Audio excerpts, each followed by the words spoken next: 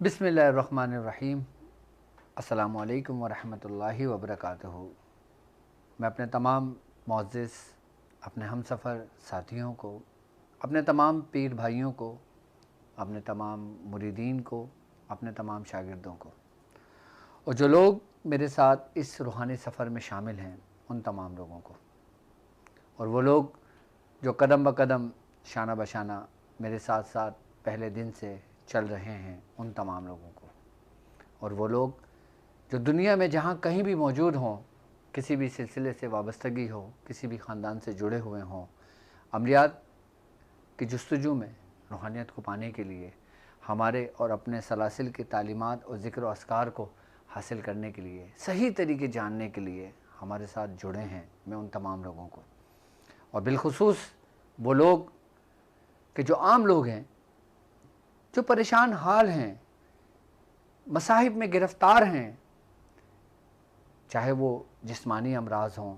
चाहे वो रूहानी अमराज हों, चाहे कोई ऐसे अमराज हों कि जिसको डॉक्टर ने जवाब दे दिया हो, या कोई ऐसी मुज़ी अमराज ने उनके जिस्म के अंदर घर कर लिया हो जिसका कोई इलाज ना मिल पा रहा हो, दर बदर भटक भटक कर कोई रोशनी की किरण नज़र ना आ रही हो, और वो चाहें कि कुरान और सुन्नत की रोशनी में उनके मसाइल हल हों, उस मकासद के लिए वो हमारे साथ, हमारे ख़ानदान से जुड़े हैं। मैं उन तमाम लोगों को अपने ख़ानदान क़ादरिया, सिलसिला सोहरवर्दिया, चिश्तिया, कलंदरिया, अबुलुलाइया, जहांगीरिया, हसनिया, उस्मानिया, तारिकिया, शाज़लिया में एक बार फिर कामयाब रमज़ान सीज़न 3 के एपिसोड 20 में आपको खुशामदीद कहता हूँ, और ये भी उम्मीद करता हूँ कि आप तमाम लोग खैरियत से होंगे।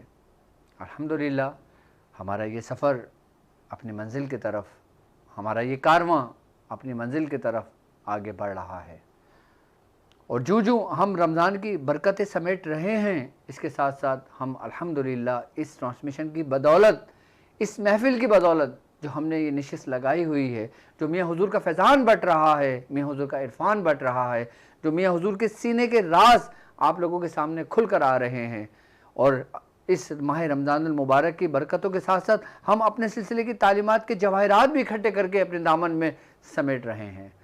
अल्लाह ताला इसमें और मज़ीद बरकत अता फ़रमाए। लेकिन अफ़सोस मुझे इस बात का है कि मुझे अफ़सोस भी नहीं करना चाहिए, बस दिल गमज़दा है उसकी वजह कि जो वक्त गुज़र रहा है, रमज़ान हमसे रुखसत हो रहा है। हमने पहले अशरे को अलविदा कहा, अब दूसरे अशरे को भी आज अलविदा कह रहे हैं, क्योंकि दूसरा अशरा भी हमसे अब रुखसत हो चुका है। अब हम तीसरे अशरे में दाखिल हो चुके हैं, वो अशरा जिसे अशरा निजात कहा जाता है।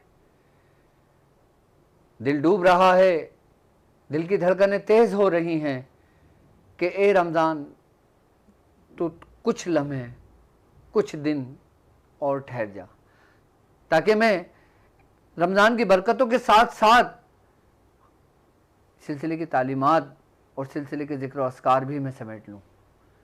यकीनन अगर मैं रूहानियत की बात करता हूँ तो मेरी हर ट्रांसमिशन में रूहानियत के कीमती मोती आप लोगों के मुंतज़िर होते हैं, और आप लोग उसके मुंतज़िर होते हैं, दोनों एक दूसरे को निगाहों से देख रहे होते हैं।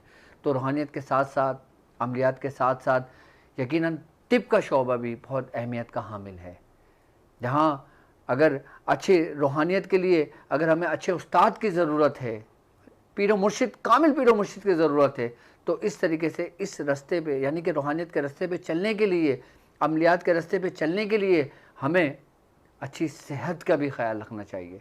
जब हमारी अच्छी सेहत होगी तो यकीनन हम इस रास्ते पे बड़े एहसन अंदाज से चल सकते हैं, कामयाब हो सकते हैं। हमारी रूहानियत में नाकामी की एक बड़ी वजह यह भी है कि हमारी सेहत साथ नहीं देती। तो यकीनन रूहानियत और हिकमत की अगर मैं बात करता हूँ तो ये आपस में दोनों का ऐसा गहरा ताल्लुक़ है कि जैसे जिस्म और रूह का ताल्लुक़ है। अगर जिस्म से रूह जुदा हो जाए तो जिस्म किसी काम का नहीं होता। इसी तरीके से रूहानियत और हिकमत का आपस में ऐसा ताल्लुक़ है। यकीनन जो बुजुर्गान दीन के जिन्होंने अपनी पूरी ज़िंदगियाँ रूहानियत के रास्ते पे गुजार दी, वो हिकमत से उनकी वाबस्तगी हर हाल में होती है। यानी कि उनकी बिसारत, उनकी फिरासत, उनकी निगाह, उनका ज़र्फ़, उनका क़ल्ब दोनों तरफ मायल होता है, क्योंकि उनके पास जब लोग आते हैं, अपनी हाजत लेकर आते हैं और अपना बीमार शरीर भी लाते हैं, अपनी बीमार रूह भी लेकर आते हैं। तो वो तबीब कि जो अपनी तवज्जो से तुम्हारी रूह को तंदुरुस्त कर दे, लेकिन उसके साथ साथ उसकी सोहबत में रहकर उनकी बातों पर अमल कर कर आप अपनी अच्छी सेहत को भी बहाल कर सकते हो। यानी कि आज की जो हमारी ट्रांसमिशन है, आज के जो हमारा टॉपिक है, एक ऐसे मर्ज के ऊपर है कि जो बहुत तेजी से फैल रहा है, कि जिसने इंसानी वजूद को, इंसानी जिस्म को अंदर से खोखला कर दिया है, दीमक की तना चाट रहा है। ये एक ऐसा खामोश कातिल कि जिसको हम जरा सा भी इग्नोर करें तो ये हमें मौत की दहलीज पर ले जाता है। और अगर हम इसको देख लें तो हम डर जाते हैं। अगर कोई कह दे कि तुम्हें ये मर्ज हो गया तो हमारे औसान खता हो जाते हैं। क्या हमारे बुजुर्गों ने इस मर्ज के बारे में हमसे कुछ कहा? क्या इस मर्ज के बारे में हमारे बुजुर्गान दीन ने हमें बताया? इसका हल क्या है? जबकि आज मेडिकल साइंस कहती है कि शुगर का कामयाब इलाज नहीं है, शुगर का कामयाब मुकम्मल इलाज नहीं है। मेडिकल ये कहती है कि जब तक आप इसको दवा खाते रहोगे तो आप चलते रहोगे, जहां आपने दवा छोड़ी वहां आप डिस्टर्ब होने की तरफ चले गए। क्या ये बात सच है? इस बात में कितनी सच्चाई है? तो आज मैंने अपने एक ऐसे पीर भाई को मदऊ किया है इस ट्रांसमिशन में, इस महफिल में, कि जो हमें बताएंगे कि शुगर के मुतालिक कि शुगर की हकीकत क्या है। मियाँ हुजूर की सोहबत में अल्हम्दुलिल्लाह इन पीर भाई को तकरीबन कमोबेश 14 साल हो चुके हैं। यानी कि उस 14 साल की सोहबत में उन्होंने मियाँ हुजूर से रूहानियत सीखी, मियाँ हुजूर से अमलियात सीखे, मियाँ हुजूर से हिकमत सीखी। अगर मैं मियाँ हुजूर की सोहबत में आने से पहले की इनकी तर्ज ज़िंदगी आपको बताता हूँ तो ये वो शख्स हैं कि जिनको 2 खानवादों का फैज़ हासिल है। अल्हम्दुलिल्लाह ये वो शख्स है कि जो अपने वालिद मोहतरम की तरफ से ये सिद्दीकी हैं और अपनी वालिदा माजिदा की तरफ से ये सादात घराने से ताल्लुक़ है। यानी कि वो घराना जो हज़रत सैयदना शेख अब्दुल क़ादिर जिलानी रज़ी अल्लाह ताला अन्हु को घराना है। यानी कि इन्होंने उनकी सोहबत में, यानी कि उनकी गोद में वो वक्त गुजारा और वो अपने ख़ानदान की वो बरकतें समेटी कि जो अहले सादात का हिस्सा थी। उन्होंने उस आगोश में तरबियत पाई। उसके बाद जब वो जवान हुए उन्होंने अपने अंदर कमी महसूस की तो वो दुनियावी उलूम की तरफ गए। अल्हम्दुलिल्लाह उसमें उन्होंने उबूर हासिल किया, लेकिन तशनगी थी कि बुझने का नाम ही नहीं ले रही थी, प्यास थी, तलब थी कि बढ़ती जा रही थी। फिर उन्होंने क्या किया? फिर वो मुख्तलिफ बुजुर्गों की सोहबतों में गए, मुख्तलिफ बुजुर्गान दीन के दरवाज़ों पर गए कि उनको कुछ मिले, कुछ कमी उनके अंदर है जो पूरी हो। कि जिस तरह आलिम दीन होता है कि जब वो दीन का इल्म सीखता है तो उसको भी तशनगी रहती है, तो इस तरह कि जब उन्होंने अपनी दुनियावी तालीम हासिल करने के बाद तशनगी नहीं बुझी तो उन्होंने फिर तिब का दरवाज़ा खटखटाया, यानी कि रूहानियत का दरवाज़ा खटखटाया, हिकमत का दरवाज़ा खटखटाया। और फिर उन्होंने बाकायदा इल्म तिब हासिल किया, और जब इल्म तिब हासिल किया तो उस पर उबूर हासिल किया।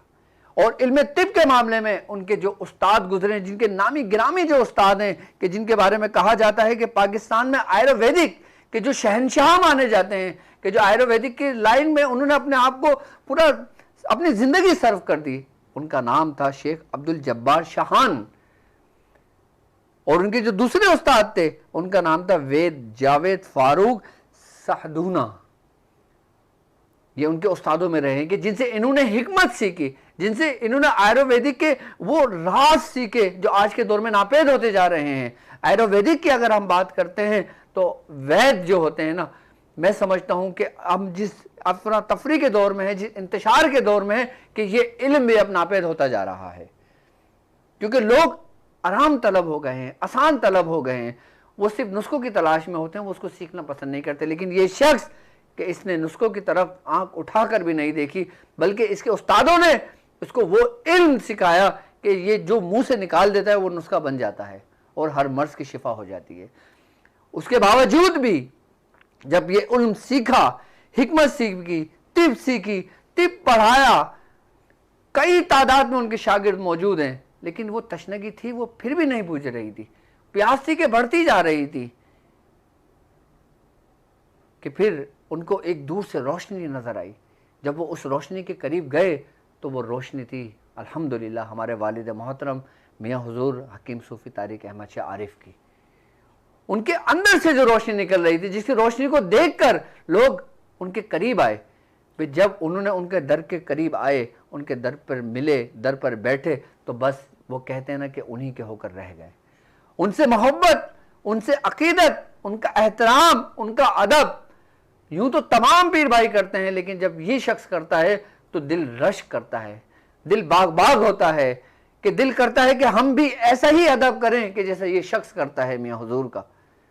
कि मियाँ हुजूर की सोहबत, कि मियाँ हुजूर की महफिल में जब होते हैं तो यकीनन उसमें हिकमत की बात ज़रूर होती है। क्यों? क्योंकि मियाँ हुजूर हर अपने मुरीद के दिल का हाल जानते हैं, कि जो उनके दिलों में होता है कि हम मियाँ हुजूर से ये सुनना चाहते हैं, मियाँ हुजूर उस पर बयान करते हैं। हमारे दिल में होता है मियाँ हुजूर से हिकमत सीखना चाहते हैं, मियाँ हुजूर हिकमत पे बात करते हैं। हम चाहते हैं हम आलिम दीन है, हम दीन के इल्म पे बात करें, तो मियाँ हुजूर दीन के इल्म पे गुफ्तगू करना शुरू कर देते हैं। तो ऐसा शख्स कि जिसने मियाँ हुजूर की सोहबत 14 साल गुजारी और अल्हम्दुलिल्लाह आज भी मियाँ हुजूर के साथ शाना बशाना खड़े हैं, शाना बशाना चल रहे हैं, मियाँ हुजूर के हर बात पर अमल कर रहे हैं और मियाँ हुजूर की दी हुई जिम्मेदारियों को बखूबी एहसन अंदाज से निभा रहे हैं। यकीनन उनको दुनिया जानती है। उनका ताल्लुक मीडिया से भी रहा है और बाकायदा अखबारों में कि उनके कॉलम भी छपे जाते हैं और बाकायदा खुद भी उनका अपना अखबार भी है। और वो शख्स के जो किसी तारुफ का मोहताज नहीं। आज मैंने अपनी ट्रांसमिशन में एक ऐसे शख्स को दावत दी है जो मेरे पीर भाई भी हैं, और ये समझ लें कि मुझे उनसे कुछ उनसियत सी भी है, मोहब्बत सी भी है, कि उनसे मेरा कुछ मजाक भी होता है, इल्मी गुफ्तगू भी होती है, तिब के मामले में गुफ्तगू होती है और हुज्जत भी होती है, नुस्खे जात पे भी हुज्जत होती है, और फिर हंसी मजाक भी थोड़ा बहुत होता है। तो मैंने अपने दिल की गहराइयों से मैं अपने पीर भाई मियाँ हकीम फरहान तारिकी साहब को अपने प्रोग्राम में खुशामदीद कहता हूँ, और मैं आप लोगों की तरफ से मियाँ हकीम फरहान तारिकी साहब, आपको मैं अपने प्रोग्राम में खुशामदीद कहता हूँ, और सब की तरफ से अस्सलामु अलैकुम व रहमतुल्लाहि व बरकातहू। माशाल्लाह मुझे बड़ी खुशी हुई कि मैंने एक ऐसा सिलसिला शुरू किया है अपने चैनल के तुफैल, अपने ट्रांसमिशन रमज़ान खास, क्योंकि रमज़ान में अब डेली हम लोग जुड़े हुए हैं आपस में। तो मैंने ये सिलसिला शुरू किया कि मैं चाहता हूँ कि मैं दुनिया को दिखाऊं कि मियाँ हुजूर की मेहनत, मियाँ हुजूर की मोहब्बत जो लोगों के मैंने दिलों में देखी, अपने पीर भाइयों में देखी, वो दुनिया भी देखे। तो पहले मैंने अल्हम्दुलिल्लाह मुफ्ती सईद बाबा शाह गिलानी को मैंने दावत दी, वो आए। मुफ्ती शाहजेब को दावत दी, वो आए। मुफ्ती आसिफ सईदी साहब को मैंने दावत दी, वो आए।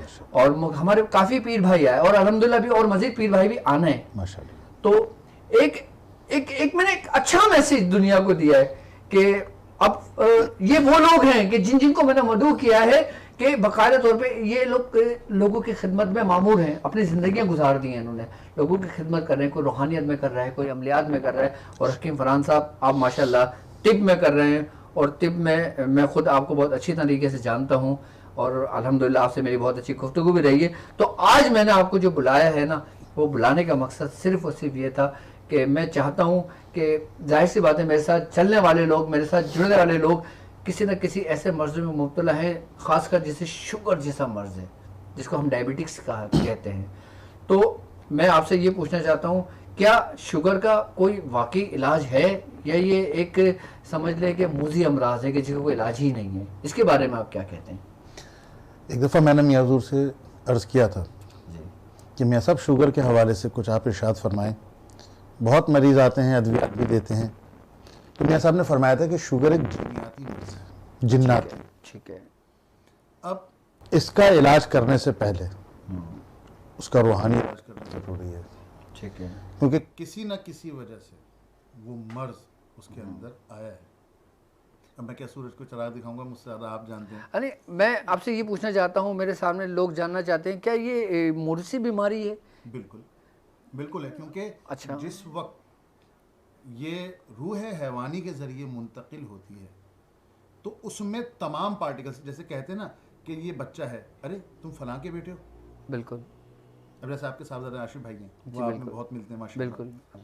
तो जब मुंतकिल होती हैं सब चीज़ें, तो उसके साथ साथ खवास भी मुंतकिल होते हैं और उसके साथ साथ बीमारियां भी मुंतकिल होती हैं। ठीक है जी बिल्कुल। ठीक है। तो ये जो बीमारियां मुंतकिल होती हैं तो इसका कोई सबब होता है या एक साथ हम लोग खाते पीते हैं, बैठते हैं, उठते हैं, उसके ज़रिए मुंतकिल होता है, या इसका कोई ख़ास रीज़न है जिसकी वजह से बीमारियां मुंतकिल होती देखिए, हैं? उठने बैठने खाने पीने से सिर्फ वबाई मर्ज होते हैं अच्छा, जो मुंतकिल होते हैं।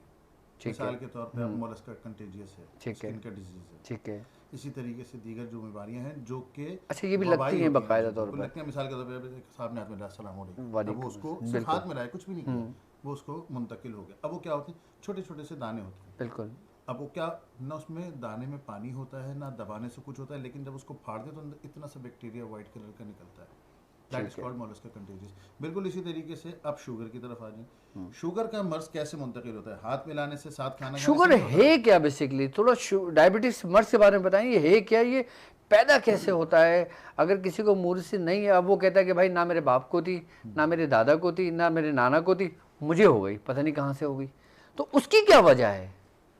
एक तो मैंने आपसे अर्ज कर दिया जैसे ठीक कि है, ये बिल्कुल, जिन्नाती मर्ज है। बिल्कुल। अच्छा, दूसरी बात जो है लिबलिबा। लबलबा, अब ठीक है, आपके लिबलिबे में या तो उसका मुंह खुल जाता है ठीक है, या बंद हो जाता है। ठीक है, अगर उसका मुंह खुल गया है तो लिबलिबे में होता है सफरा, ठीक है। क्योंकि तिब जो है वो मिजाजों पर टिकी हुई है। अच्छा, सौदा सफरा लबलबा बलगम के का। मुंह खुलने से मुराद के जो लबलबा के जो मसाम होते हैं, जो खुलियात होते हैं, उसमें तहरीक कम हो जाती है या बढ़ जाती है? उसमें तहरीक बढ़ जाती है, तहरीक बढ़ और जाती वो है इतनी उसमें, बढ़ जाती है कि वो ओवरफ्लो होकर वो बहना शुरू हो जाता है, वो ब्लड में शामिल हो जाता है।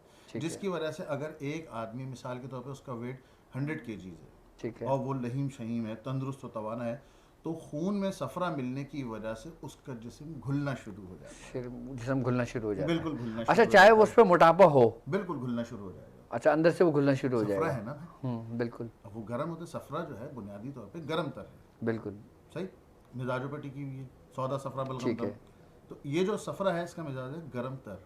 ठीक है, अब वो गर्मी क्योंकि ब्लड में मिली है और तरी भी है ब्लड ठीक के है, अंदर, ठीक है, तो अब क्या होगा कि वो उसके अंदर जा कर के न सिर्फ ये जिस्म को घुलाएगी, आपको बार बार भूख लगाएगी।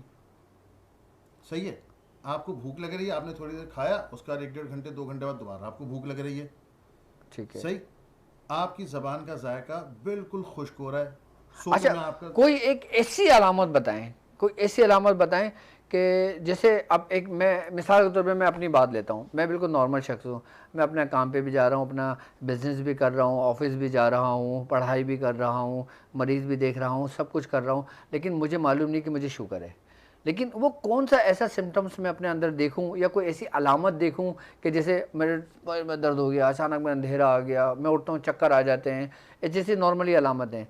तो शुगर में ऐसी कोई ऐसी ख़ास अलामत जो बंदा देखे कि यार ये अलामत है ना, तो 100% साले को शुगर होगी, वो कौन सी अलामत है? भैया, इसमें तो ये है कि आपकी ज़बान अगर खुश्की की तरफ जा रही है, सोते में आपको बिल्कुल ऐसा लगता है कि हलक आपका बिल्कुल खुश्क हो गया। इसके साथ साथ जिस्मानी तौर पर ये होता है आपके साथ कि आप बैठे में अपना काम कर रहे हैं, फ्रेश हैं बिल्कुल, आप ऑफिस में पहुंचे, सुबह 8 बजे एक आदमी नॉर्मली उठ जाता है, शावर वगैरह लिया, 9 बजे 9:15 बजे ऑफिस पहुंचा, 11 सवा 11 बजे अब यार पता नहीं क्या हो रहा है, ऐसे ही हो जाना, आप जिस्म टूटना शुरू। उसका नॉर्मल बैठा हुआ है, कुर्सी पे बैठा है, कोई वजन नहीं उठाया उसने, कोई काम नहीं करा उसने, सिर्फ लिख पढ़ रहा है। आजकल तो पेपरलेस वर्क हो गया सारा, तो लैपटॉप्स पे काम कर रहा है, जिस्म टूटना शुरू हो गया। बिलखसूस ये जो जगह है ये, अच्छा, ये बैक का हिस्सा है बिल्कुल हमारा बिल्कुल। ये, अच्छा, ठीक है। इसके साथ साथ क्या होता है, बीनाई बिलर दिखना शुरू हो जाता है। अच्छा, जैसे वो ये जाला भी सा आ जाता है जी, जी, आंखों जी, के अंदर, जो हमें अचानक ऐसा- से ऐसे धुंधलापन नजर आता है, जैसे फिर सही हो आंखों जाता के है। शावर जी, लेते हुए आंखों बिल्कुल, के आगे पानी आते हैं ना, पानी आ जाता है, बिल्कुल बिल्कुल उस टाइप इस का। अच्छा, फिर तरीके वो का आदमी होता है। इस तरीके से करता है। ठीक अच्छा, है। ये हो गया। दूसरा कि पैरों में ये जो पंजे की निचली साइड होती है, इस पे जलन होना शुरू हो जाती है। अच्छा, जी, अच्छा, जो निचली पैरों के साइड तलवे पे, हैं, तलवे हैं, तलवों में जलन तलवों शुरू पे हो जाती है। ठीक। जलन होना शुरू हुई। ये मैं एड़ी की बात नहीं कर रहा हूँ, वो यूरिक एसिड से भी होता है, तलवों की बात कर रहा हूँ। ठीक है, जो मेन ये हिस्सा है, यहाँ पर, यहाँ जलन होना शुरू हो गई। अच्छा, फिर आपको एंग्जाइटी होती है, बेचैनी। अब देखिए, एक आदमी नॉर्मल चिल कमरे में बैठा हुआ, सुकून से बैठा हुआ है, अब उसके पास एक साहब आए, भाई अस्सलाम वालेकुम। वालेकुम सलाम, क्या कर रहे हैं भाई? काम करो, थोड़ा मसरूफ हूँ। भाई ये काम, यार आपको बोला ना मसरूफ हूँ, बेफजूल की चिड़चिड़ापन, ठीक है, ये भी एक बिल्कुल सिम्टम है बिल्कुल इसका। बिल्कुल। अच्छा, फिर बहुत से लोग ये होते हैं कि जनाब खाना खाया, अच्छा खाना खाया, 2 रोटी खा ली, तंदूर की 2 रोटी खा ली। बिल्कुल। अब वो नॉर्मली हमारे यहाँ तिब में है कि 3.5 से 4 घंटे लगते हैं एक खाने को हजम होने में। चावल है तो 2.5 से 3 घंटे, रोटी है तो 4 घंटे। अब वो जनाब 2 घंटे बाद फिर कह रहे यार भूख लग रही है, भैया क्या अच्छा, भूख खुल जाती है बिल्कुल इसमें? खुल जाती है अगर तो अच्छा। उसका मुंह खुल गया है। अभी टॉपिक यही है कि बिल्कुल, मुंह बिल्कुल। खुल गया है, हाँ। यानी सफरा खून में शामिल हो अच्छा, रहा मैं है। मैं ये चाहता हूँ आपसे, मैं माज़र आपके मैंने लाइन बात डिस्कनेक्ट की है, सिर्फ मैं इस वजह से बात करना चाहता हूँ ये कि हमारे साथ चलने वाले ना आम लोग हैं, ठीक है ना? अब हम कोशिश ये करेंगे कि उनको आसान और सहल लफ्ज़ों में समझाएं। सही है। अब देखें, जो पढ़े लिखे लोग हैं, जो डॉक्टर हैं, जो इस चीज़ को समझते हैं, इस फील्ड को समझते हैं, उनको तो मालूम है ये चीज़ें ना, लेकिन जो आम लोग हैं ना, वो बेचारे कहाँ जाएं? तो हम आम लोगों के लिए हैं, तो इसलिए हम कोशिश ये करते हैं कि हम उनको आसान और सहज लफ्ज़ों में समझाएं, ताकि उनको समझ आ जाए कि हाँ भाई, ये अलामत है मेरे अंदर, जैसे ज़ुबान का खुश्क होना, कंधों में भारीपन होना, यानी कि चिड़चिड़ापन होना, भूख ऐसी का बढ़ जाना। भूख का बढ़ जाना। अच्छा, ये तो हो गई एक। दूसरी तरफ आ जाए, एक कैफियत ये भी होती है कि आपकी भूख बंद हो जाती है, यानी आपको अच्छा। भूख ही नहीं लगती। ठीक है। सही। उसमें क्या होता है कि आप मैदा आपका सुस्ती का शिकार होता है, जिगर सुस्ती का शिकार होता है। ठीक है। उससे क्या होता है कि आप नॉर्मली अपने आप को बिल्कुल यानी आप कहते हैं यार ये काम कर लेते हैं यार, जबकि उम्र इतनी नहीं होती उसकी। ठीक है। मिसाल के तौर पे 35-40 ठीक है। ये अपनी पीक पर होता है। ठीक है। बिल्कुल आदमी एक्टिव होता है इसमें, जहनी तौर पर भी और जिस्मानी तौर पर भी। बिल्कुल। उसकी सोच समझ अच्छी होती है। ठीक है। लेकिन वो एक उसमें अजीब सी सुस्ती होती है ठीक कि है। अच्छा यार ठीक है कर लेते हैं। अच्छा, वो क्यों हो रहा था? अच्छा, फिर भूख की कमी, 2-4 निवाले 5 निवाले खाए, पेट भर गया, शाम तक सन्नाटा, कुछ भी नहीं खा रहे। ठीक है। अच्छा, कब्ज, और कब्ज भी ऐसा कि 4-4 5-5 दिन जैसे ऊँट मैंगनी निकालती है उस टाइप की पॉटी होती है इन लोगों को। ठीक है। ये भी कैफियत होती है। बिल्कुल होती है। सही है ना? बिल्कुल होती अच्छा, है। फिर क्या होता है कि वो आहिस्ता आहिस्ता वो वीकनेस की तरफ चले जाते हैं। बदन कमज़ोर होने लगता है, बिल्कुल लागर बिल्कुल। होने लगता है। बदन तो बाद में कमजोर होता है। सबसे पहले जो चीज़ होती है कि बैठा हुआ एक आदमी, अब जैसे मिसाल के तौर पे मेरे बॉस आ गए, अब बॉस है एकदम खड़ा हुआ, अब खड़ा हो ना, आंखों के आगे घुमेली अंधेरा आ सा गई, है। चक्कर सा आया। सही है। सही है, अंधेरा सा आ गया, अब वो यूं पकड़ के खड़ा। ये बहुत पेशेंट आते हैं मेरे पास ऐसे। अच्छा, फिर दूसरी चीज़ क्या होती है कि एकदम हाथों से और पैरों से पसीना आना शुरू हो गया। सही। वेट तो बाद में गिरेगा, पहले ये चीज़ें होना शुरू हो जाती हैं। ठीक है। अच्छा, फिर बैठे बैठे अचानक ऐसा लगेगा कि जैसे किसी ने उसकी कुर्सी को घुमा दिया, यूं करके हो जाएगा, खामा खाई उठा भी नहीं बेचारा। कैफियत होती है बिल्कुल उसकी। कैफियत सही वीकनेस है। की है। तो weakness ये की सब है। चीज़ें भी होती हैं। बिल्कुल, मैं इंशाल्लाह ताला आपने तमाम चाहने वालों को मैं इसका रूहानी इलाज भी मैं इंशाल्लाह तालीम करूँगा कि हमारे बुज़ुर्गों ने शुगर के मुतालिक कुरान की कौन सी आयत हमें तालीम की है, और मतलब इतनी सरी व तासीर आयत है ना कि जो लोग शुगर के मरीज़ हैं, अगर वो लोग ये आयत को पढ़ना शुरू कर दें तो कुछ खाएं या ना खाएं, लेकिन ये आयत के ज़रिए, उस आयत की बरकत है कि उसका जो शुगर लेवल है ना वो बिल्कुल अपने एतदाल पर आ जाता है, बिल्कुल लेवल पर आ जाता है, बिल्कुल नॉर्मल होना शुरू हो जाता है। ये इस आयत की बरकत है। मैं उसका भी अमल आप लोगों को तालीम करूँगा। पहले मैं चाहता हूँ कि जो मेरे मेहमान हैं मैं इनको कुछ सुन लूँ ताकि मैं जानूँ, आप जानें कि शुगर के मुतालिक कि अच्छा, ये मुझे थोड़ा सा ये बताइए कि जिसको शुगर है, क्या ज़रूरी है कि आने वाले वक्तों में या वक्त गुजरने के बाद उसको ब्लड प्रेशर भी हो जाएगा?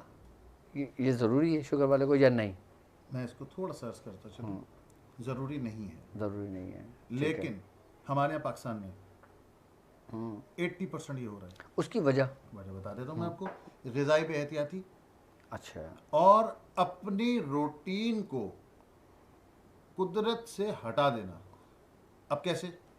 अब मेरे पास ज़्यादातर जो शुगर पेशेंट्स आते हैं वो मैं सबसे सवाल करता हूँ, मेरा क्वेश्चन आया है, ठीक है। 3-4-5 मिनट में उससे सवाल पूछता हूँ कि भाई क्या है आपकी रूटीन, आप सुबह सो के उठे, अब आप बताना शुरू करें। अब वो शुरू होते हैं, तो अब वो सुबह सो के उठने से शाम तक की यानी सोने तक की जो रूटीन बताते ना, तो भाईजान सुबह होती है उनकी 11 बजे, ठीक है। नाश्ता होता है उनका 12-12:15 बजे। अच्छा, जो नॉर्मल रूटीन अब चल गई है सर पूरी। वो तो बस अब आपको मैं क्या बताऊं कि ऐसे ऐसे डिजास्टर होते हैं। मैं तो आपको बिल्कुल एक अच्छे आदमी की रूटीन बता। बिल्कुल। बहुत से ऐसे भी लोग आते हैं, वो कहते हैं जी मेरी तो सुबह ही 3 बजे होती है। फिर वो बच्चों को लेने चले गए, वापस आए 2-2:30-3 बजे ऑफिस पहुंचे। ठीक है। ठीक है ना? अब वो जनाब उनका नाश्ता कब हो रहा है, दोपहर का खाना कब हो रहा है, रात का खाना कब हो रहा है, फिर टेंशन, फिर वो लाजमी सी बात है कि वक्त उनका कंपैटिबल नहीं होता। अब स्टाफ है, स्टाफ तो 9 बजे आता स्टाफ 9 है, ये बजे। 2:30 बजे पहुंच रहे हैं ऑफिस में।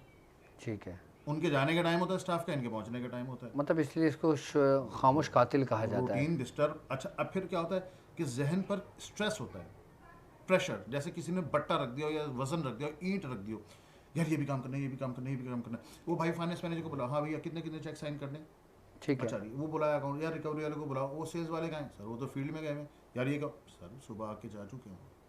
बिल्कुल। अब क्या हो रहा है कि अब अंदर अंदर चिड़चिड़ापन शुरू, यार मैं आया हूँ कोई भी नहीं है। अब वो बैठे हुए इंतजार कर रहे हैं। अब जो सामने आ गया उसको जनाब उन्होंने बस उसकी बस मौत असल उस में टाइम पर। बस देखें, ये सब चीजें क्या हुई कि आप कुदरत से हट गए। जो आपको रूटीन दिया गया था कुदरत की अच्छा, जानिब से, आप उससे बिल्कुल हट बिल्कुल गए। हट चुके आपने अपनी ग़िज़ा को भी बेहतियाती कर ली।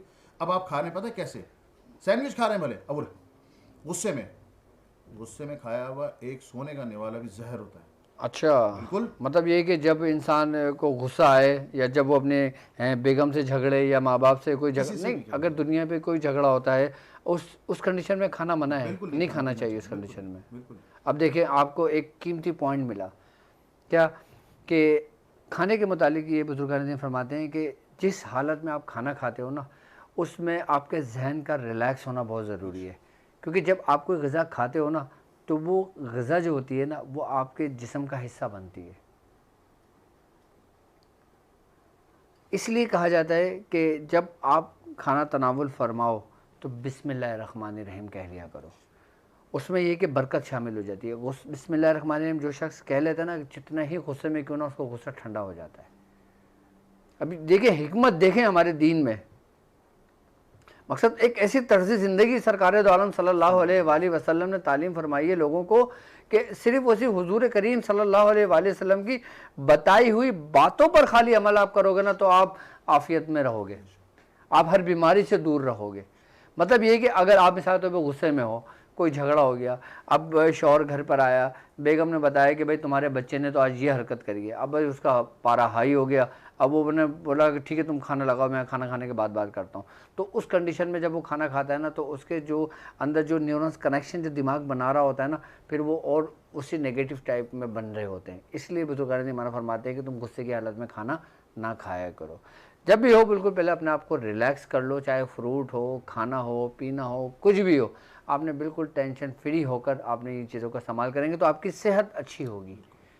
अब ये भी कहा जाता है फरहान भाई कि जब आप खाना खाओ तो अच्छी अच्छी बातें करो अपने बीवी बच्चों के साथ, मतलब उनसे अच्छा सलूक करो और खाने की तारीफ़ करो। जब इंसान खाने की तारीफ़ करता है ना, तो हमारा दिमाग उस तारीफ़ को एक्सेप्ट करता है और जितनी उसकी तारीफ़ करेगा ना, वो खाना उसके बदन को उतना लगेगा। बेशक। अब जैसे मिसाल पे कोई खाना है, जबकि सरकार दो आलम सल्लल्लाहु अलैहि वसल्लम की अगर हम ज़िंदगी को देखते हैं, अगर आपके सामने कोई ऐसा खाना आता कि जिसको आप मकसद वो आप उसमें कोई नुक्स नहीं निकालते, आप भले नहीं खाते लेकिन उसको बुरा नहीं कहते, आप ना खाएं वो एक अलग बात है, लेकिन आप बुरा नहीं कहते आप उसको। तो बुजुर्गान दीन फरमाते हैं कि अगर तुम्हारे खाने तुम्हारी तबीयत के मुताबिक नहीं है तो तुम उसको बुरा ना कहो, खामोशी तय कर लो, अपना हाथ रोक लो, तो फिर उसके मुज़र असरात तुम्हारे जिस्म पर नहीं आएंगे, उसके मुज़र असरात तुम्हारे जिस्म पर हरगिज़ नहीं आएंगे। लेकिन अगर तुमने कहा और खाना शुरू कर दिया तो वो खाना तुम्हारे लिए सेहत के साथ साथ कुछ नुक्स छोड़ देता है कि जो तुम्हें अंदरूनी तौर पर बीमारियों की तरफ ले जाता है। ये मैं आपको बिल्कुल एक फैक्ट बात बता रहा हूँ मैं आपको ये बात, और ये बाकायदा तजर्बात में ये बात आई गई है कि जैसे सरकार दो आलम सल्लल्लाहु अलैहि वसल्लम का फरमान है, आपने फरमाया कि जब तुम खाना खाया करो, लुकमा खाया करो, तो या वाजिदो कहा करो, या वाजिदो कहा। बुजुर्ग ने फरमाते हैं कि जब तुम खाते हुए या वाजिदो कहते हो ना, तो हर लुकमे में उस नूर आपके जिस्म के अंदर मुंतकिल हो रहा होता है, यानी कि उसके अंदर शयातीन दाखिल नहीं हो सकते। और जिस खाने पे हुजूर ने फरमाया ना कि जिस खाने पे बिस्मिल्लाह ना पड़ी गई और शैतान उसमें शामिल हो जाता है, इसका मतलब है कि खाना एक ऐसा वक्त है कि जैसे इबादत का एक वक्त होता है ना, एक ख़ास वक्त होता है इबादत का, इस तरीके से खाने का भी एक ख़ास वक्त है। अच्छा, इबादत जब आप ख़ास वक्त में करते हो तो रब तुमसे खुश होता है, आई बस हम तुम्हें नेमतों से नवाजता है। जब तुम खाने के टाइम पे जब खुश होते हो ना, तो तुम्हारा बदन खुश होता है, तुम्हारे बदन पर तुम पर हक है, आप जैसा सोचोगे आपके साथ वैसे होने शुरू हो जाएगा। तो फरहान भाई, ये तो खैर हमारी अल्हम्दुलिल्लाह बातें चलती रहेंगी। और शुगर के मुतालिक एक शख्स को शुगर हो गई, वो मुब्तला हो गया, वो टैबलेट खा रहा है, वो इंसुलिन खा रहा है, ठीक है। अब उसके अंदर कुछ मोटापा भी बढ़ रहा है, अब कुछ किसी का बदन भी लागर हो रहा है, तो अब वो शख्स हमारी तरफ अगर देखता है तो उसके दिल में ये सवाल आता है मेरे लिए क्या है, फिर मैं क्या करूं। शुगर पेशेंट को सबसे पहले ये चाहिए कि वो अपने खाने पीने की रूटीन सही करे, अपनी भूख पे खाना खाए, वक्त पे ना खाए। हमारे यहाँ एक अलमिया ये है कि सुबह 9 बजे नाश्ता करा तो हमने 1 बजे खाना खाना है, 1 बजे नहीं खाएं आप। आपको अगर 12:30 भूख लग गई तो आप खा लें, आपको अगर 2 बजे भूख लग गई तो आप 2 बजे खाएं। अच्छा, जब आपको आपको भूख भूख लगे लगे तब खाएं, तब खाना खाएं। वक्त पे नहीं खाएं कि यार ये टाइम हो गया मेरे खाने का। टाइम नहीं हुआ है, आपको भूख लग रही है तो आप खाइए, सबसे पहली बात। अच्छा, दूसरी बात, आपने खाली पेट यूरिन पास करके वॉक करनी है। अच्छा, वॉक करनी ब्लड है। सर्कुलेशन उससे आपका सही रहेगा। ठीक है। मर्द हजरात खास तौर पर, ठीक है। खवातीन भी करें लेकिन मर्द हजरात खास तौर पर, मैं लेकिन बड़े हाँ, जुमलों में कह रहा हूँ। बिल्कुल अच्छा, बिल्कुल सुबह शाम मर्द हजरात करें, खवातीन को एक टाइम तो लाजमी वॉक करनी वॉक करनी है, चाहिए। लेकिन यूरिन पास कर ले। खाली उनका होना चाहिए एम्प्टी स्टमक, ठीक यानी है। खाली पेट हो मैदा और खाली मसाना हो, भी खाली मसाना हो। भी खाली हो। आपने जनाब वॉक करनी है। अच्छा, वॉक के अच्छा, लिए वॉक इतना करे कि उसके जिस्म से पसीना आने लगे या नॉर्मल मैं करे। उसी तरफ आ रहा हूँ। हाँ। आपने, क्योंकि ये लोग बहुत ज़्यादा आराम तलब हैं, आपने 5 मिनट सीधे जाना है जहाँ पे भी आप ठीक है। जाना है, और जब आप देखने 5 मिनट हो गए फिर आप वापस आ जाएं, यानी ठीक है। 10 मिनट से आपने शुरुआत करनी है। इसको आपने मिनिमम आधे घंटे पे आधे लेके घंटे जाना है। तक के लिए। सही। और वॉक आपने ऐसे करनी है कि आपने अपने हाथों को इस तरीके से मूव करना है, हाथ पैरों को जैसे लेफ्ट राइट करते हैं ना, लेफ्ट मार्च करते राइट, हैं, जी यस। ठीक है ना। ओके। अच्छा, आपको क्या होगा, इससे आपके मसल्स खुलेंगे, ब्लड सर्कुलेशन आपका ऑन होगा, आपकी ग़िज़ा न सिर्फ हजम होगी बल्कि जो फासिद मादे हैं वो भी तहलील होंगे। तहलील ओबेसिटी होगा। से आपकी जान छूटेगी, भूख यानी मैदे का सिस्टम आपका ओके हो जाएगा, जिगर आपका बिल्कुल सही तरीके से काम करेगा, आपके गुर्दे सही काम करेंगे, पेशाब को बिल्कुल सही तरीके से अच्छा, खारिज एक करेंगे। बीमारी की वजह ये भी है कि हम लोग आराम तलब हो गए। शक हम लोगों का मेहनत का काम नहीं रहा है, चलना फिरना नहीं रहा है, वॉक हमने नहीं सर, करते। वॉशरूम भी हमारा बस न चले ना तो हम अपनी गाड़ियों में जाएं। अल्लाह अकबर, बिल्कुल ये बात बिल्कुल सही कह रहे हैं कि पहले अगर मैं आज से अगर मैं 25 साल 40 साल पीछे मैं अगर जाता हूँ, मैं माजी की तरफ देखता हूँ, आप आपके माजी की तरफ मैं अगर देखता हूँ तो आप ख़ुद इस बात को एक्सेप्ट करेंगे कि जो आपके दादा थे या आपके नाना थे वो पैदल चलने को तरजीह देते थे। वो बाकायदा तौर पर डांटते थे, वो ये कहते थे कि जाओ। अब जहाँ उनकी रिहाइश होती थी, जहाँ बाज़ार होता था, वहाँ पे पैदल तकरीबन घंटों तक का सफ़र करते थे। आधे घंटे पैदल चल के जाते थे, आधे घंटे पैदल आते। यानी कि अगर उस दौर के अंदर अगर दही भी मंगवाई जाती थी तो दुकान कम से कम 15 मिनट के मुसाफत पर तो होती थी। अब तो ऐसा होता ना कि भाई ऊपर बैठे हैं, आपने ठक करके फ़ोन किया, आपका ड्राइवर फ़ौरन दही लेकर आ गया। तो एक आराम तलबी की वजह ये भी कि हमें सहूलतें मिल गई ना, और जब सहूलतें मिल गई हम अपने जिस्म की कदर हमने खो बैठी। फिर हम जब आसाइश में आए तो फिर वो बीमारियाँ तो जाहिर सी बात है जन्म लेंगी हमारे अंदर। तो हमें चाहिए कि हम अपने हाथ से ख़ुद भी काम किया करें, ख़ुद भी वॉक किया करें, ख़ुद भी सब कुछ करा करें, तो इंशाअल्लाह ताला उससे भी ये कि बीमारियाँ आपके जिस्म से दूर होंगी। और दूसरी बात ये कि ये तो खाली एक शुगर है, एक डायबिटिक्स है, इसके अलावा अगर डायबिटिक्स इंसान के जिस्म के अंदर हिस्सा बना लेती है अपना, तो फिर और मज़ीद बीमारियाँ उसके अंदर जन्म लेने लगती हैं। क्योंकि ये जब आती है तो ये तनहा नहीं आती, आती तो तनहा है लेकिन जाती तनहा नहीं है। आएगी तनहा, जब जाएगी तो अपने साथ 8-10 को साथ लेके जाती है। यानी कि जब जैसे हकीम साहब ने बताया कि जब इंसान को शुगर होती है तो उसका जिस्म भी लागर होने लगता है। अब जब किसी का मोटापा है तो उसका जिस्म भारी होने लगता है, उसका वेट बढ़ने लगता है और दिमाग की कैफियत डिस्टर्ब होने लगती है। बाज़ लोगों के अंदर ब्लड प्रेशर का भी मर्ज़ पैदा हो जाता है, ठीक है ना ऐसा। तो अच्छा, आप फरहान भाई ये बताएं कि क्या शुगर की वजह से अजवाजी ज़िंदगी पे फ़र्क पड़ता है? 90% लोग यही कंप्लेन करते हैं। 90% लोग ये बोलें। 90% लोग अच्छा, यही आपके complain बाद करते हैं। आपके क्लिनिक पे जो आप दवाखाना करते हो, जहाँ मरीज़ों को देखते हो, अगर आप मिसाल के तौर पे 100 मरीज़ देखते हो तो 100 में से कितने लोग ऐसे होते हैं जिनको शुगर होती है? 40% अल्लाह अकबर, बहुत ज़्यादा रेशो बता रहे हैं आप, बहुत ज़्यादा। और मेल फीमेल दोनों का बता रहा हूँ, 40%। मेल फीमेल दोनों। अल्लाह, वो यानी कि 100 मरीज़ों में 40 को शुगर, मतलब कितनी तेज़ी से फैल रही है ये। सबसे पहला सवाल हुजूर पता है मेरा क्या होता है, आप कौन सी परमानेंट मेडिसिन खा रहे हैं? मैं ये नहीं पूछता शुगर है ब्लड प्रेशर है, अब उसमें वो बता देते हैं ठीक है, जी मैं ये फलानी फलानी जो बिल्कुल ब्लड प्रेशर शुगर की की लेता या हूँ मेडिसिन रेगुलर, की, या हाँ, शुगर की अब इंसुलिन उनसे रेगुलर। अंदाज़ा हो जाता है कि जी क्या हो रहा है इनके साथ। बिल्कुल। अच्छा, बहुत से लोग कहते हैं नहीं जी हम कोई परमानेंट मेडिसिन नहीं खा रहे हैं, दैट मीन्स कि उनको ना शुगर है ना उनको बीपी है।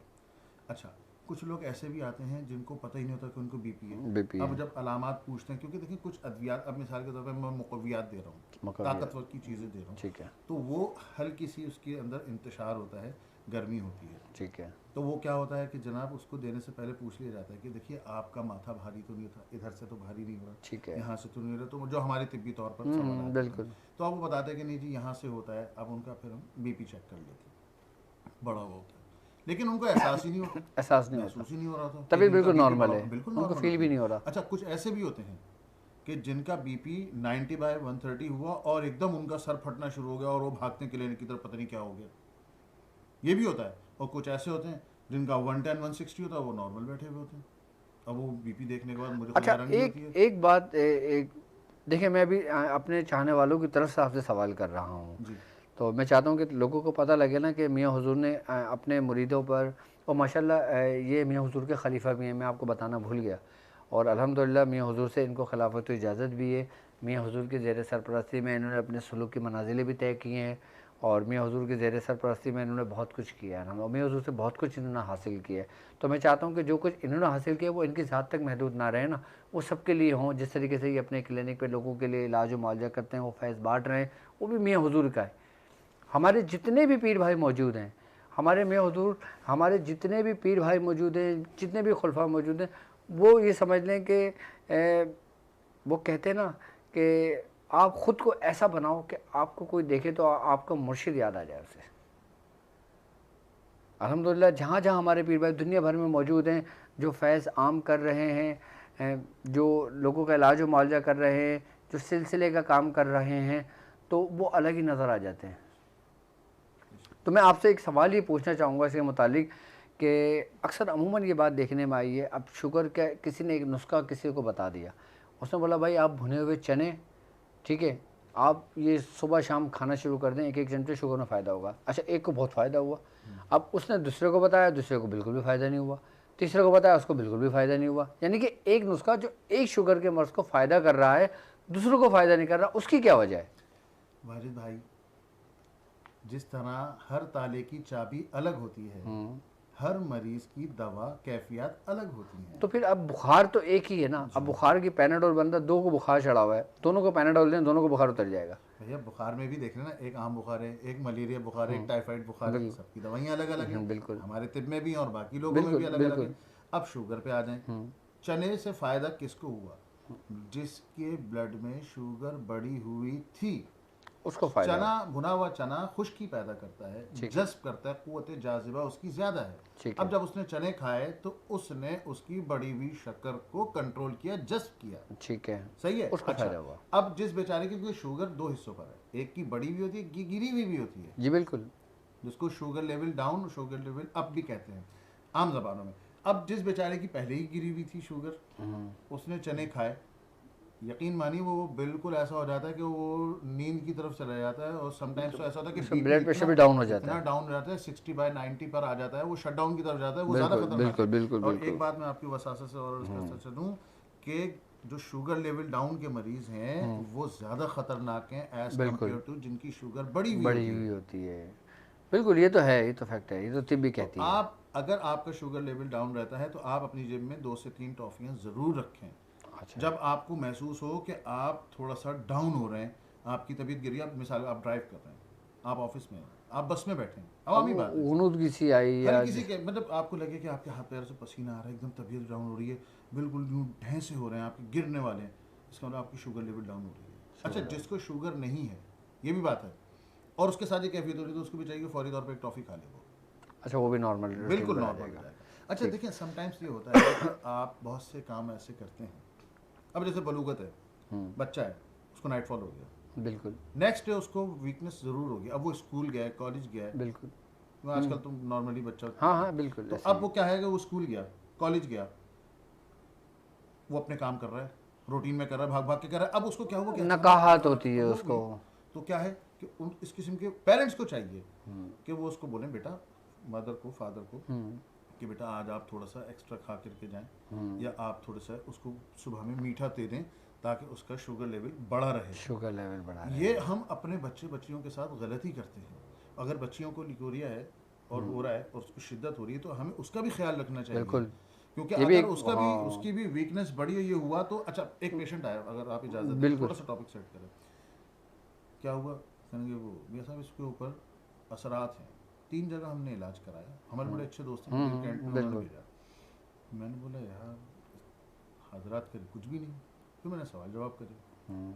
16 साल बच्ची की उम्र, भैया इंतहाई शिकायत थी उस बच्ची को और 2 साल से थी, शर्मा हुजूरी बोलती नहीं थी घर में। वो क्या हुआ कि वो वीकनेस होते होते होते ये हुआ कि वो एक दिन बैठे बैठे उसका दिल डूबा, इतना डूबा कि वो क्लास में चीखें मारने लगी। उन्होंने समझा कि जिन्नात हैं। वो स्कूल वालों ने उसके घर फ़ोन करा, वो जनाब घर वाले आ गए, उसको लेकर के चले गए। अब वो एक आमिर को दिखाया, उसने बोला ये है वो है, वो पैसे ले लिए। दूसरे को दिखाया, उसने लिए पैसे ले लिए। फिर मैंने सवाल जवाब पूछे उससे, फिर उस बच्ची को अब वो अनकंफर्टेबल हो रही। मैंने उनके पेरेंट्स को बोला बेटी अब बताओ ना, I am like your father, just tell me बिल्कुल। What is happening. तुम बताओगी नहीं तो मैं कैसे करूंगा। ठीक है। तो रूहानी मसला तो तुम्हारा है नहीं, मुझे बताओ घर वाले तंग कर रहे हैं, ये तुम्हारे रियल मदर फादर कह रहे क्या मतलब है आपका। तो बिल्कुल वैसे ऐसा start होता है। हुआ। बिल्कुल। अब उसने फिर मुझे बताया कि अंकल ऐसे ऐसे बात है वो। अरे मैंने बोला बेटा आप बताती, फिर खैर वो उसको भाई दवाई दी, कुछ मुकव्वियात दी, 1 महीने में सॉलिड फिट फाट फर्स्ट क्लास अल्हम्दुलिल्लाह के फजल से। तो हमको ये भी देखना है, हम अपने बच्चों को बताएं कि बेटा अगर तुम्हें कोई डेफिशिएंसी है हमें बताओ।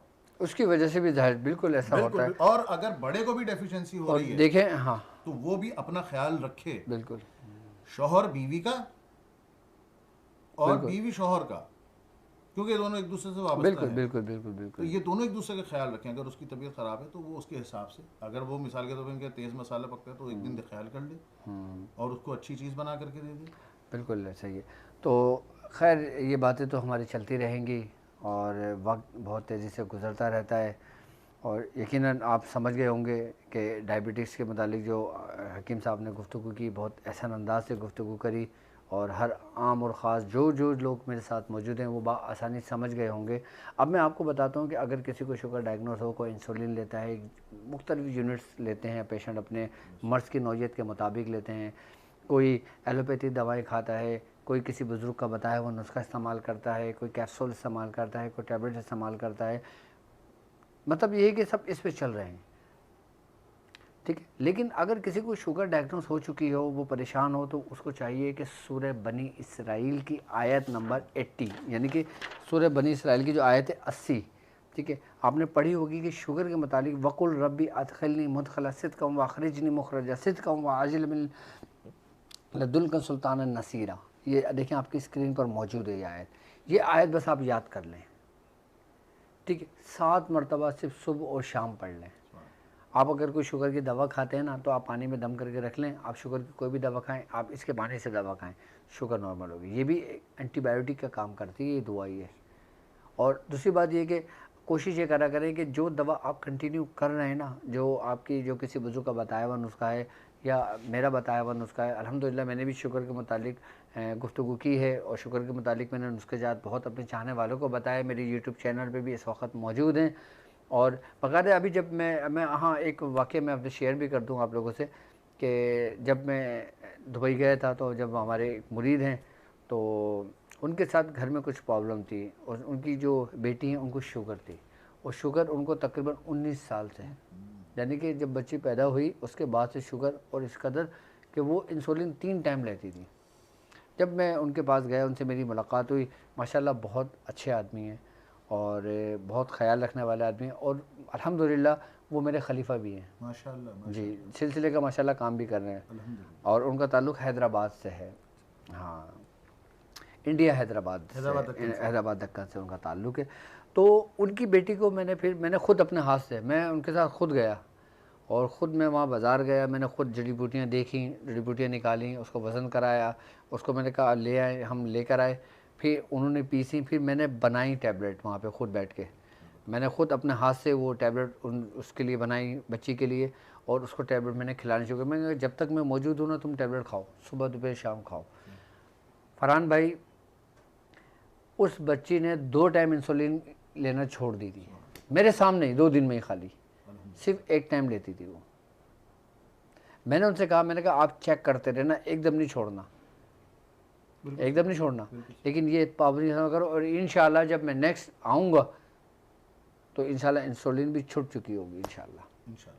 तो मतलब कितना एक्टिव नुस्खा होगा वो जो मैंने दिया था उनको।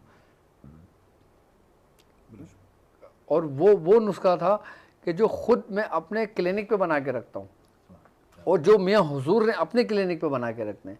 अगर कोई शुगर के मुतालिक अगर कोई मरीज़ आता है तो मियाँ हुजूर वही नुस्खा देते हैं और उसका अल्हम्दुलिल्लाह मेरे पास बना हुआ है बाकायदा। लोग यहाँ स्क्रीन पर नंबर मौजूद है, लोग मंगाते हैं वहाँ से।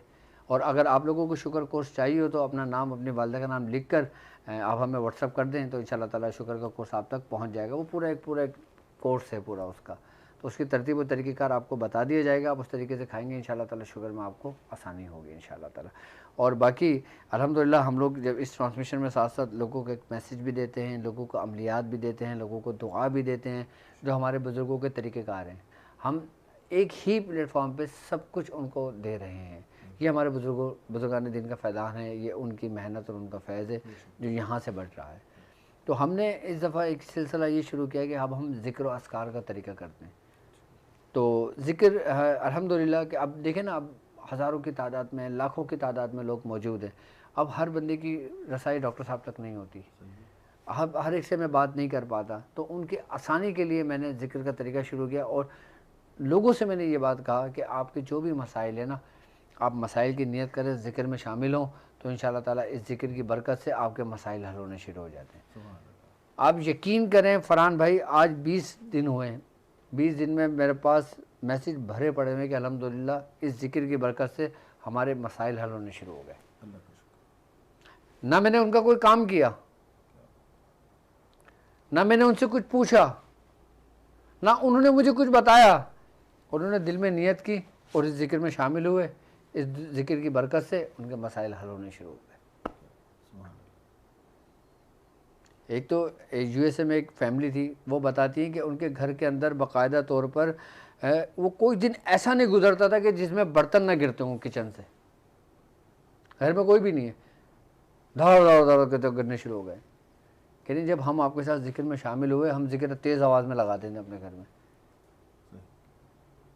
क्योंकि रमज़ान से पहले तक तो ये मामला थे, लेकिन पूरे रमज़ान में एक गिलास हिला तक नहीं गिरने की दूर की बात है।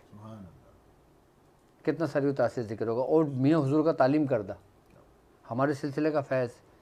तो वो लोग कि जो लोग मेरे साथ इस ज़िक्र में शामिल हैं, आइए मेरे साथ ज़िक्र में शामिल हो। तो ज़िक्र की तरतीब तरीक़ेकार आप लोगों को पता है। सबसे पहला ज़िक्र ला इलाहा इल्लल्लाह का होता है, उसके बाद या हई या अल्लाह का होता है, तीसरा ज़िक्र हुवल क़ादिर हुवल हक़ होता है। जब हम पहला ज़िक्र करेंगे तो हम इसमें ज़ात का तसव्वुर करेंगे। जब हम या हई या अल्लाह का ज़िक्र करेंगे तो हम नकल पे तवज्जो करेंगे और सब्ज़ गुंबद का तसव्वुर करेंगे। जब हम तीसरा ज़िक्र करेंगे तो हम अपने मुर्शिद का तवज्जो करेंगे, मुर्शिद का तसव्वुर करेंगे। हम ज़िक्र आंखें बंद करके करेंगे, तवज्जो के साथ करेंगे। जिसको जिस तरीके से ज़िक्र करना आता है वो उस तरीके से ज़िक्र करेगा, और जिनको मैंने तरीक़ेकार समझाया वो उस तरीके से ज़िक्र करता है। तो अब हम ज़िक्र की तरफ बढ़ते हैं। ज़िक्र करने से पहले दुआ करना हमारे बुज़ुर्गों की सुन्नत है। तो आप पहले दुआ में शामिल हो जाएं, उसके बाद हम ज़िक्र करते हैं आंखें बंद कर कर। ठीक है।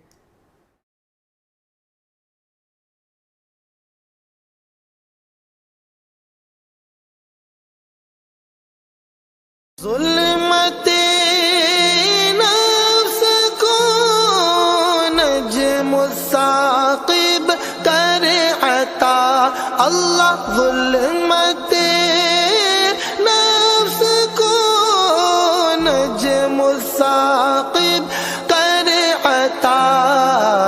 तारिक़ अहमद शाह आरिफ पुरज़िया के वास्ते। तारिक़ अहमद शाह आरिफ पुरज़िया के वास्ते। नैयर आज़म बहर मुआज़म शाग विलायत गौस ज़मा। नहर शरीयत बहर तरीक़त ऐन हक़ीक़त नूरुल्लाह।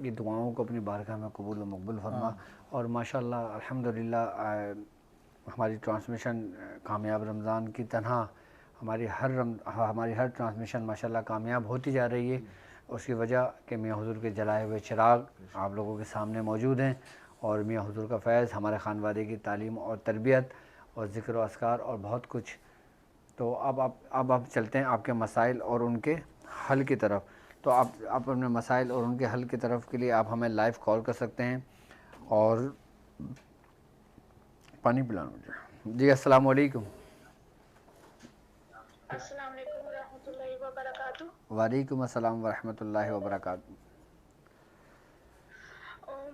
डॉक्टर साहब, मुझे इल्म मिफ्ताह व रिज़्क और सूरत कुरैश जो 40 मरतबा पढ़ते उसकी इजाज़त चाहिए।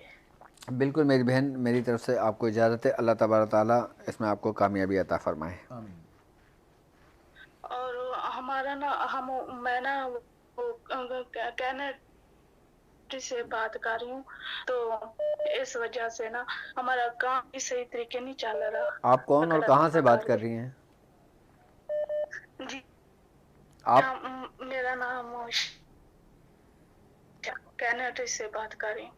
कनाडा से बात कर रही हैं, ठीक है। आप एक काम कीजिए, आप अपना नाम, अपनी वालदा का नाम लिख कर आप हमें इसी नंबर पे व्हाट्सअप कर दें। इंशाल्लाह ताला आपका मैटर मैं चेक करके इंशाल्लाह ताला आपको डिटेल दे देता हूँ, ठीक है। जज़ाकल्लाह चले, खैर। अपना ख्याल रखें मेरी बहन, अपना ख्याल रखें। अल्लाह हाफ़िज़, फ़ी अमानिल्लाह। अच्छा, हकीम साहब मेरे साथ मौजूद हैं। अगर इनसे भी कुछ सवाल करना चाहो, कुछ पूछना चाहो, किसी नुस्खे के बारे में जानना चाहो, माशाल्लाह बहुत काबिल हैं हर लिहाज से, तो आप पूछ सकते हैं, अपनी लाइव कॉल कर सकते हैं। स्क्रीन पर आपका नंबर मौजूद है। जिसका नंबर नहीं लग पाया तो वो लोग मुझे फिर ट्रांसमिशन ख़त्म होने के बाद में इंशाल्लाह ताला उनसे पर्सनली बात कर लूँगा। जी ओके जी। अस्सलाम वालेकुम। वालेकुम अस्सलाम। हज़रत कैसे हैं आप? अल्हम्दुलिल्लाह। कौन और कहाँ से बात कर रहे हैं? मैं बिलाल बात कर रहा हूँ, लाहौर से, आपका शागिर्द भी हूँ। बिलाल साहब कैसे हैं आप? जी क्या पूछना चाहेंगे? शुक्र। हज़रत मुझे ये पूछना था, मेरा आईडी कार्ड में नाम बिलाल है, वैसे ठीक। मेरा नाम मोहम्मद बिलाल है और पुकारा भी बिलाल ही जाता है, तो इसमें आज़म मुझे किस नाम से निकालना पड़ेगा और माँ का नाम शामिल होगा या नहीं? बिल्कुल, अगर आप हिसाब किताब आप खुद निकालना चाहते हो जो तरतीब और तरीके का मैंने समझाएं उसके ज़रिए। जी जी। बिल्कुल, आपका जो नाम है, जो आपका पैदाइशी नाम है, ठीक है, उस नाम के जी। ज़रिए आप अपनी वालदा का नाम उसमें ऐड करके फिर उसको अपना दायचा निकालेंगे, ठीक है। आईडी कार्ड पे मेरा बिलाल लिखा है, वैसे मेरा मोहम्मद बिलाल कहते हैं, तो कौन सा लेना पड़ेगा इनमें? मोहम्मद बिलाल से निकालें आप अपना, ठीक है। जी जी। बहुत चीज़। और माशाल्लाह ये मेरे शागिर्द हैं जो मुख्तलिफ़ कोर्सेज़ में मेरे साथ हैं, जैसे ताकिलिंग लेवल 1, लेवल 2, लेवल 3 चल रहा है। हिकमत के नूर के मेरे स्टूडेंट चल रहे हैं। उनको मैंने बाकायदा तौर पे सिखाया है। मैंने उनसे ये सिखाया है कि आप किसी से ना पूछो मेरे साथ क्या है, बल्कि ख़ुद सीखो, ख़ुद देखो, ख़ुद करो। क्योंकि जब कुछ हम अपनी आँखों से देखते हैं ना, वो ज़्यादा मुस्तनद होता है। तो अल्हम्दुलिल्लाह हमारे शागिर्द हैं, वो अपने हाल ख़ुद मालूम कर लेते हैं, वो ख़ुद चेक भी कर लेते हैं, ख़ुद अपने इल्म और आदत के ज़रिए बहुत कुछ। जो हमारी ख़ास क्लासेस होते हैं उसमें मैं बाकायदा तौर पर समझाता हूँ। वो लोग कि जो ताकिलिंग लेवल 1 में एडमिशन लेना चाहते हैं, सीखना चाहते हैं, मेरे ज़ेरे निगरानी अमलियात करना चाहते हैं, ज़िक्र अस्कार करना चाहते हैं, तिब सीखना चाहते हैं, हिकमत सीखना चाहते हैं और बहुत कुछ सीखना चाहते हैं, तो वो मैं उन तमाम शागिर्दों से, तमाम लोगों से ये बात कहना चाहूँगा कि अभी एडमिशन ओपन है और अभी रजिस्ट्रेशन हो रही है। तो आप ज़्यादा से ज़्यादा अपनी रजिस्ट्रेशन करवा लें ताकि ईद के बाद मैं इंशाल्लाह ताला रूहानी और अमलियात की जो क्लासेस हैं उसके मैं आगाज़ कर सकूँ इंशाल्लाह ताला। तो अपने नाम और अपनी वालदा का नाम लिखकर आप हमें व्हाट्सएप मैसेज भी कर सकते हैं। जी अस्सलाम वालेकुम। वालेकुम अस्सलाम वरहमतुल्लाहि वबरकातुहू। कौन और कहाँ से बात कर रहे हैं? जी कौन और कहाँ से बात कर रहे हैं? हुजूर मैं मेराजुद्दीन इंडिया से बात कर रहा हूँ। हुजूर आपसे पहले दिन से यूट्यूब से आपको फॉलो कर रहा हूँ, आज पहले दिन आपसे नसीब हुई बात करने को। अल्लाह अकबर, अल्लाह अकबर। जी क्या कहना चाहेंगे, क्या पूछना चाहेंगे? हुजूर हमारे घर में इतनी परेशानी रहती है कि आपस में हमारे माँ बाप भाई बहन में झगड़े लड़ाई और हमारे सारे काम कारोबार का वो भी सब खत्म हो गया, लोन में कर्जे में हो गए, नौकरी करता था उसके पहले, ठीक है, शादी रही थी वो भी खत्म, तंग बिल्कुल पूरा हाल। ठीक है, आपका नाम क्या है पूरा? वालदा का नाम? अम्मा का नाम सकीना बानो। ठीक है, हमारे साथ बानो। ओके ओके ओके, हमारे साथ जुड़े रहिएगा। ओके जी। जी, अस्सलाम वालेकुम। वालेकुम अस्सलाम डॉक्टर साहब, अस्सलाम वालेकुम। वालेकुम अस्सलाम। जी मेरी बहन, कौन और कहाँ से बात कर रही हैं? जी हम इंडिया से बोल रहे हैं। हमारा एक मसला था, हमने इससे पहले भी आपको कॉल करे थे ठीक है। और अल्लाह ने हमारा मसला हल कर दिए। अच्छा, माशाल्लाह अब माशाल्लाह। आपसे एक दरख्वास्त और है जी जी। कि हमारी बेटी है अनम अख्तर, तो उनकी शादी हुई डॉक्टर साहब, तो उनके सिर में जुए इतनी है कि टूटती ही नहीं। सब ठीक है। बताते हैं कि जुए निकाह में बन गई। चलें चलें, मेरे साथ हकीम साहब बैठे हैं। मैं जुओं के मुतालिक आपसे कुछ पूछना चाहूँगा, उसका कोई नुस्खा भी मेरी बहन को बता दीजिएगा हाँ इंशाल्लाह। डॉक्टर साहब, एक मसला जी और, जी जी जी। एक मसला और कि वो डिलीवरी में हमको एक खतरनाक सांप दिखा था, जिसका असर मुझे ऐसा लग रहा है कि है उनके ऊपर कुछ। अच्छा, कोई बात नहीं, आप उनको सदका दे दीजिएगा, ठीक है। और बाकी अनम नाम है, मैं इंशाल्लाह ख़ुद देख लूँगा और यहीं से तवज्जो करके इंशाल्लाह ताला जो मुझसे होगा मैं कर दूँगा, परेशान ना हो, ठीक है। बाकी जुओं के लिए कोई ऐसा नुस्खा बता दें या कोई ऐसा तेल बता दें जिससे लोग जिनके सरों में जुएँ होती हैं बड़े परेशान होते हैं। मैंने एक दफ़ा मियाँ हुज़ूर से मैं चाहता हूँ कि थोड़ा सा आपको टाइम दूँ मैं, ताकि लोगों को पता हो। जी। मैंने मियाँ हुज़ूर से एक मरतबा पूछा था, तो उन्होंने इरशाद फरमाया था, क्योंकि जो भी कुछ है अगर देखा जाए सही तरबियत जो है ना मेरी तिब्बी, वो मियाँ साहब के मियाँ पास साहब आने के के बाद बाद, ही शुरू बेशक हुई। बेशक, और जो भी कुछ मेरे पास है, जो भी नुस्खे सब मियाँ साहब के मैं चलाता हूँ। बिल्कुल। तो मियाँ हुज़ूर ने फरमाया था नीम का तेल। नीम का तेल, नीम का ठीक तेल। है। अच्छा, नीम का तेल, खवातीन उनके ज़रा घने बाल होते हैं, तो हाथ में लेके थोड़ा सा यूं करके ना पोरों से, ठीक पोरों है से लेके, ठीक है। और फिर आप थोड़ा बालों सा में उधर देख के समझा दें लोगों को ना। नीम का तेल आपने ऐसे लेना है और उसके बाद अपने पांचों फिंगर्स को यूं डिप करके और अच्छे तरीके से सर में जो पोरे होते हैं सर के, उसमें आपने लगाना है कि जहां से बाल उग रहे हैं उन पोर्स में, उन सुराखों में जाए, जड़ों में, यानी कि में आपने जाना ऐसे चाहिए। मसाज टाइप और करना है। आपने उसमें सही से इसको तर करना है, ये रात को सोने से पहले कर दीजिए। अच्छा, ऐसे देखें, ऐसे भर के नहीं लगाइएगा। नहीं नहीं नहीं नहीं, वो तो भर सब के नहीं लगाना, अच्छा, उसमें ज़ाया हो नीम जाएगा। का तेल एक तो बिल्कुल एक्सपेंसिव बिल्कुल होता है, बिल्कुल ऊपर से वो सारा ज़ाया हो जाएगा, आपका आधा किलो भी बेकार है। बिल्कुल बिल्कुल अच्छा, बिल्कुल। इस तरीके से आपका तकरीबन 15-20 ml में काम हो जाएगा। ठीक है। आपने लगा लिया रात को अच्छा, सोने ये से कितने पहले। दिन करना है? कम से कम ये 21 रोज कर। 21 रोज कर रहे हैं। अच्छा, रात को आपने लगा लिया, सो गए, इसलिए कि सुबह लोगों को फिर जाना होता है, दफातर के काम होते हैं, कोई जॉब भी करती हैं खवातीन, कोई स्कूल में जा रही हैं, कोई कॉलेज में जा रही हैं, तो आप सुबह उठ करके शावर ले लें, कम से कम 7 से 8 घंटे वो लगा रहेगा। अच्छा, इसकी खास बात है भैया, बिल्कुल, आप बताएं। कि अगर अंडे भी हो ना जुओं के, एक तो वो तो जी बिल्कुल। जुएं ख़त्म हो जाती हैं, और अगर उनके अंडे भी हों तो वो भी ख़त्म हो जाते हैं। मुझे माशाल्लाह अंडों से याद आया कि जब हमने ट्रांसमिशन शुरू की तो हमने माशाल्लाह जोड़ा ला के रखा कबूतर का ना, तो अब मैं ये कहूँ रमज़ान की बरकत है, माशाल्लाह हमारी ट्रांसमिशन की बरकत है, तो माशाल्लाह इसने भी अंडे दे दिए। तो अब जब तक हमारे ईद का समा होगा तो उस वक्त इसके बच्चे भी माशाल्लाह हो जाएंगे अल्हम्दुलिल्लाह।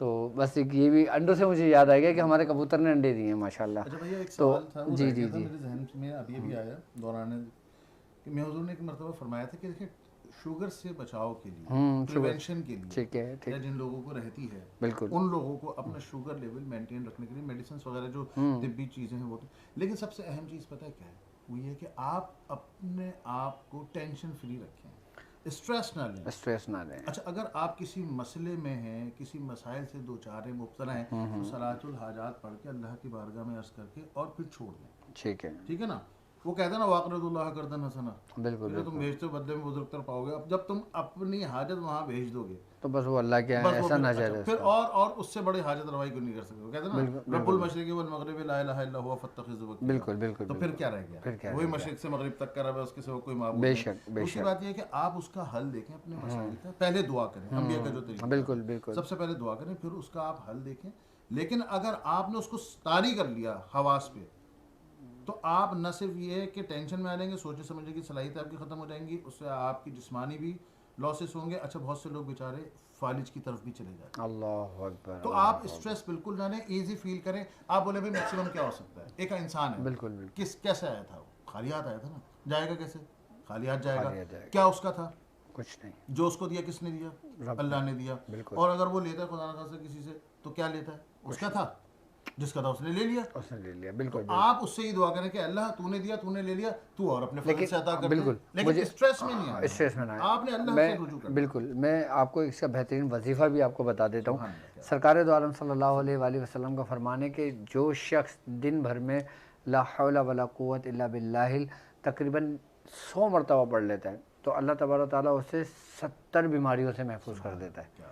और उन 70 बीमारियों में बुजुर्गान फरमाते हैं कि सबसे कम तर बीमारी वो है जो फालिज, यानी कि अब फालिज अगर देखा जाए तिब में एक बहुत बड़ी बीमारी है, लेकिन हुजूर ने जो दुआ फरमाई है तो आपने फरमाया कि मकसद बुजुर्गों ने फरमाया कि मकसद फालिज जैसा ना वो एक आम एक छोटी सी बीमारी है, तो यानी कि फालिज से ऊपर भी स्टेज कितनी बीमारियाँ होंगी, कितनी ख़तरनाक होगी। अल्लाह तबारक ताला उस शख्स को महफूज रखता है जो शख्स ला हौला वला कुव्वत इल्ला बिल्लाहिल अलीय्यिल अज़ीम 101 मरतबा या 100 मरतबा पढ़ लेता है। और अल्हम्दुलिल्लाह ये वजीफ़ा वो वजीफ़ा है जो अल्हम्दुलिल्लाह मियाँ हुजूर के भी विर्द में है और मेरे भी विर्द में शुरू से ये वजीफ़ा रहा है। और मैं चाहता हूँ कि जो हमारे विर्द में वजीफ़ा रहा है, जो हम खुद करते हैं, वो आप लोगों को भी तालीम करें ताकि आप लोग भी करें उससे। तो मेरी तरफ से इसके वजीफ़े की इजाज़त है। और वो लोग के जिन लोगों का इलाज मेरे पास चल रहा है वो कांटेक्ट मुझसे करते रहा करें। बाकी के जो जिनके इलाज हैं, जो आपके मसाइल उनके हल के मामलात हैं, तो वो इस नंबर पे अपना नाम, अपनी वालदा का नाम लिखकर हमें व्हाट्सअप कर दें। इंशाल्लाह ट्रांसमिशन ख़त्म होने के बाद मैं कुछ लोगों से बात कर लूँगा इंशाल्लाह। और मुझे उस वक्त मुझे अब इजाज़त दीजिए। अच्छा फरहान भाई, मैं आपका बहुत शुक्रिया अदा करता हूँ कि माशाल्लाह आप हमारी ट्रांसमिशन में आए और लोगों को बताया। अल्लाह ताला इसमें और मज़ीद बरकत देता फरमाए। तो अब मुझे इजाज़त दीजिए इस बात पे कि आप अपना बहुत ख्याल रखेंगे। अस्सलामु अलैकुम व रहमतुल्लाहि व बरकातुहू।